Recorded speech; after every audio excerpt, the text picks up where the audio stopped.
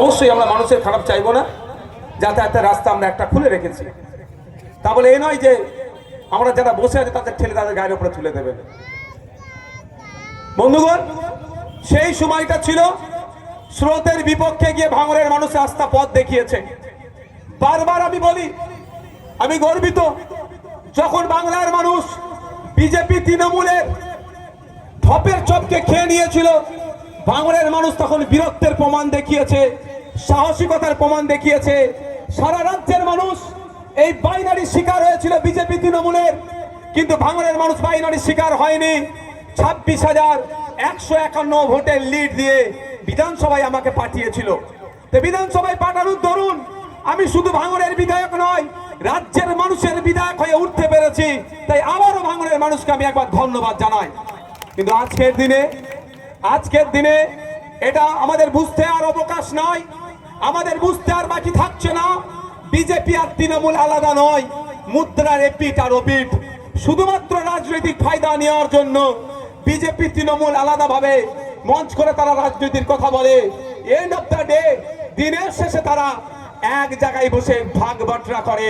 তার প্রমাণ হচ্ছে শুভেন্দু অধিকারী যেভাবে প্রতিনিয়ত মুসলিম সমাজ সম্পর্কে, পশ্চিম বাংলার সম্প্রীতি, পশ্চিম বাংলার ঐক্য, পশ্চিম বাংলার ভ্রাতৃত্বকে ধ্বংস করে দেওয়ার জন্য যেভাবে উল্টো পাল্টা অবাঞ্ছিত মন্তব্য করে যাচ্ছে, পুলিশ মন্ত্রী তার বিরুদ্ধে কোনো ব্যবস্থা গ্রহণ করছে না।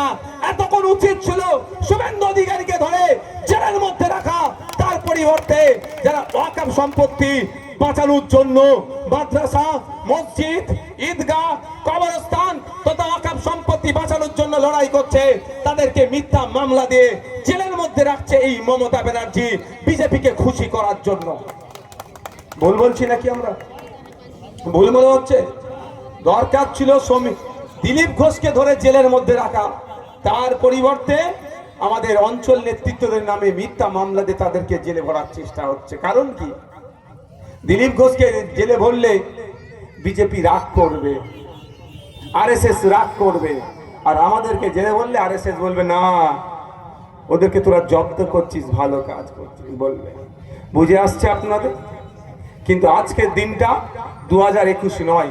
আচ্ছা, আজকের দিনে কি কারো এটা বুঝতে অসুবিধা আছে বিজেপি আর তৃণমূল আলাদা নয়? কারা বুঝতে পেরেছেন হাত তুলে দিন, দুটো এক। দূরে যারা আছেন তারা বুঝতে পারছেন না বিজেপি আর তৃণমূল যে আলাদা নয়? তাহলে এটা আমাদের সকলকে বুঝতে অসুবিধা হচ্ছে না তো, যে বিজেপি আর তৃণমূল আলাদা নয়? ভাঙড়েও বিজেপি প্রার্থী দিয়েছে, ভাঙড়েও তৃণমূল প্রার্থী দিয়েছে, কাউন্সিলের দুটো টিম করেছে, দুদিক থেকে খেলে ফাইনালে তোলার জন্য। তা আমাদের কাজ কি হবে? আগে ওই কাউন্সিলের দুটো টিমকেই হারাতে হবে। রাজি আছেন তো নাকি? বিজেপিকে হারাবো, যেমন সাথে সাথে তৃণমূলকেও হারাতে হবে। আর না হলে কাউন্সিলের একটা টিমকে হারাবেন বিজেপি, অপর টিমটা কিন্তু সেই রেফারিকে ম্যানেজ করে জেতার চেষ্টা করবে। আর আমরা যদি দুটো টিমকে হারিয়ে দিই তাহলে কাউন্সিলর টুর্নামেন্টই থাকছে না। তাই 29শে এপ্রিল আসছে দিন, খাম চিহ্নে ভোট দিন। 29শে এপ্রিল আসছে দিন, খাম চিহ্নে ভোট দিন। এটা বাজার তো, এই বাজারের মানুষের কাছে আমি একটু জানতে চাই, বিগত 5 বছরের আমি বিধায়ক হিসাবে বা আইএসএফ এর পার্টি হিসাবে আমাদের পার্টির পক্ষ থেকে কেউ এসে 1 টাকা তোলাবাজি করেছে? বলতে পারবেন কেউ? এই যে তরমুজ বিক্রি করছেন, সার বিক্রি করছেন, ফুল বিক্রি করছেন, চা বিক্রি করছেন, মিষ্টির দোকানদার, আরো যারা সবজি বিক্রেতা থেকে শুরু করে, বলতে পারবে কেউ তোলাবাজি করেছি আমরা? এইটা যদি কেউ বলতে পারবে না যে 1 টাকার আমরা তোলাবাজি করেছি। বরঞ্চ আমরা আমাদের গাঁটের টাকা দিয়ে এলাকার মানুষ সুবিধা অসুবিধা হয়েছে, কারো পড়াশোনার দরকার, আর্থিক সহযোগিতা আমরা আমাদের গাঁটের টাকা দিয়ে করেছি, সেই লিস্ট আমাদের কাছে আছে। কিন্তু আমরা কাউকে দান করে তার নামটা স্টেজে উঠে বলবো, ওই আমরা বলতে পারি না, কিন্তু প্রমাণপত্র আমাদের কাছে আছে। আমি আপনাদের বলবো, দোকানদার ভাইদেরকে বলবো, সবজিওয়ালাদেরকে বলবো, যদি আপনারা চান যে এই তোলাবাজিটা টোটালি বন্ধ হোক, একটা সুযোগ আপনাদের কাছে আসছে, কারণ এই সুযোগটা হচ্ছে একটা বড় পরীক্ষা আপনাদের কাছে। পশ্চিম বাংলাতে গুটি কয়েক মুসলমান নামধারী শয়তান আছে, বদমাশ পুলিশ আছে যারা হিংসা ছড়ানোর জন্য 3.5 কোটি মুসলমানের বদনাম হয়, গুটি কয়েকের মধ্যে সৃষ্টিকর্তা একজনের মাথায় সুবুদ্ধি দান করেছে, সঠিক পথে ফিরে এসেছে, আর গুটি কয়েক আছে তার মধ্যে তৃণমূল ভাঙড়ে দান করিয়েছে। আমরা যদি রাজনৈতিক ভাবে ওকে হারাতে পারি, চিরজীবনের মতো রাজনৈতিক ভাবেও কিন্তু ফিনিশ হয়ে যাবে। তাহলে এই ধরনের এলিমেন্ট গুলোকে সুযোগ দেওয়া দরকার, পরিবর্তনের সুযোগ না, সুযোগ পেয়েও যদি পরিবর্তন না হয় ভোটের মাধ্যমে এদেরকে পরাস্ত করতে হবে। তাই ভাঙড়ের মানুষের কাছে একটা গোল্ডেন চান্স এসেছে, একটা বড় সুযোগ এসেছে, যাদেরকে দেখিয়ে বিজেপি প্রতিনিয়ত, আরএসএস প্রতিনিয়ত, হিন্দুত্ববাদী যে সমস্ত সংগঠন আছে প্রতিনিয়ত মুসলমানদেরকে বাজে মন্তব্য করে। এই সুযোগ এসেছে ভাঙড়ের মানুষকে প্রমাণ করে দেওয়ার। আমরা এই বোমবাদে নটোরিয়াস ক্রিমিনালকে মুসলিম সমাজের মানুষ, দলিত সমাজের মানুষ, আদিবাসী সমাজের মানুষ তথা ভাঙড়ের মানুষ প্রশ্রয় দেব না। ভাঙড় বোমগুলি মুক্ত ভাঙড় হবে, তার উদাহরণ হবে আগামী 29 এপ্রিল এই তৃণমূল কংগ্রেসের বিরুদ্ধে ভোট দিয়ে আর তথা খাম চিহ্নের পক্ষে ভোট দিয়ে 4 মে যেদিন রেজাল্ট আউট হবে ভাঙড়ের মানুষ নতুন করে দৃষ্টান্ত তৈরি করবে। কোন নটোরিয়াস ক্রিমিনালের পাশে ভাঙড়ের মানুষ দাঁড়াবে না, ভাঙড়ের মানুষ খাম চিহ্নের পাশে দাঁড়াবে যে সঠিক একটা সমাজ ব্যবস্থা উপহার দেওয়ার জন্য। আপনাদের কাছে কিন্তু একটা বড় চ্যালেঞ্জ, আপনারা কাকে গ্রহণ করবেন? আমি বলবো না আপনাদের আমাকে ভোট দেন, জোর করব না, আমি জোর করব না ভাই, আমি রিকোয়েস্ট করতে পারি আমাকে ভোট দিলে আপনাদের হবেটা কি? আমাকে ভোট দিয়েছেন 5 বছর, আমাদের পার্টির পক্ষ থেকে তোলাবাজি আমি করতে দিইনি, আমাদের ছেলেরাও করেনি। আগামী দিনে যদি এই রাজনৈতিক যে হিংসা ছড়ায়, যে মারামারি করে, সব ভালো আছে মায়েরা? ওয়ালাইকুম আসসালাম। যারা হিংসা ছড়ায়, মারামারি করে, এদের বিরুদ্ধে ভোট দেন চিরতরের জন্য। আপনাদের আমি কথা দিচ্ছি, তখন এই ব্যাড এলিমেন্ট গুলো ধ্বংস হারবে চিরতরের জন্য। ভাঙড়ে এই বোমগুলি, পিস্তলের রাজনীতি বন্ধ হয়ে যাবে, আমি আপনাদের কথা দিয়ে যাচ্ছি। তার জন্য একটা আমাদের কাছে ভাঙড়বাসীর কাছে একটা বড় সুযোগ আছে।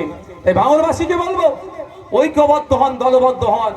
কারণ আপনাদের বলি, আমাকে ভোট দিতে হবে কেন, আমাকে আপনাদের ভোট দিতে হবে কেন এটুকু বলে দিচ্ছি। আপনাদের ভোট আমাকেই আপনাদের দিতে হবে। কারণ আপনারা, আমি 2-3টা উদাহরণ দেব। আজকে বলুন, পশ্চিম বাংলার বিভিন্ন প্রান্তে ঘটে চলা অন্যায় অনাচারের বিরুদ্ধে পশ্চিম বাংলার বিধানসভাতে দলিতদের উপরে আক্রমণ, আদিবাসীর উপরে আক্রমণ, মুসলমানদের উপরে যে আক্রমণ চলছে, দলিত থেকে 68টার অধিক বিধায়ক আছে, আদিবাসী সমাজ থেকে 16 অধিক বিধায়ক আছে, মুসলিম সমাজ থেকে প্রায় 43-এর অধিক বিধায়ক আছে, কিন্তু এরা একবারের জন্য কথা বলে না। দলিতের উপরে অত্যাচার হলেই সেই খাম চিহ্ন থেকে জিতেছে, ভাঙড়ের বিধায়ককে কথা বলতে হচ্ছে। আদিবাসীর উপরে অত্যাচার হলে সেই ভাঙড়ের বিধায়ককেই মুখ খুলতে হচ্ছে। মুসলমানের উপর অত্যাচার হলেও সেই ভাঙড়ের বিধায়কই মুখ খুলছে। তাই এই ভাঙড়ের বিধায়ক কেন মুখ খুলছে? ভাঙড়ের বিধায়ককে হারাতে হবে।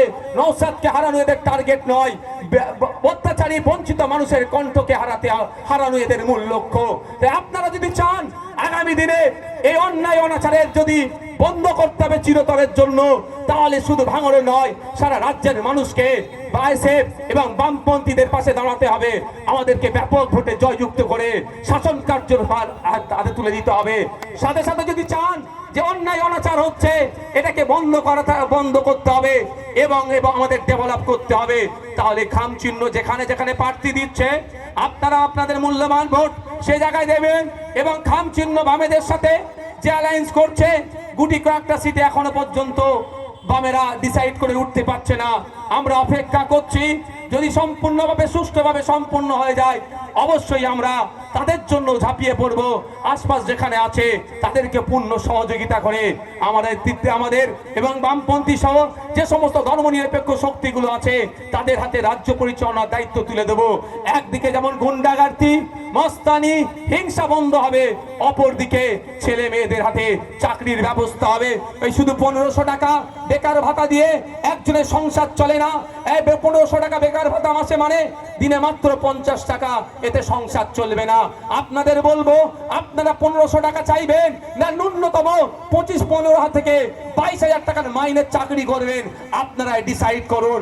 আমরা বলছি আগামী দিনে যদি রাজ্যের মানুষ আমাদের এই যে ধর্মনিরপেক্ষ শক্তি রাজনীতির ময়দানে এসে কন্টেস্ট করছে তাদেরকে সুযোগ দেন, তাহলে অন ফ্যামিলি অন জবের আমরা ব্যবস্থা করব। আপনাকে আমাকে ভোট এই জন্যই দিতে বলছি যে পরিবার পিছু এই ভাতা দিয়ে সমস্যার সমাধান হবে না।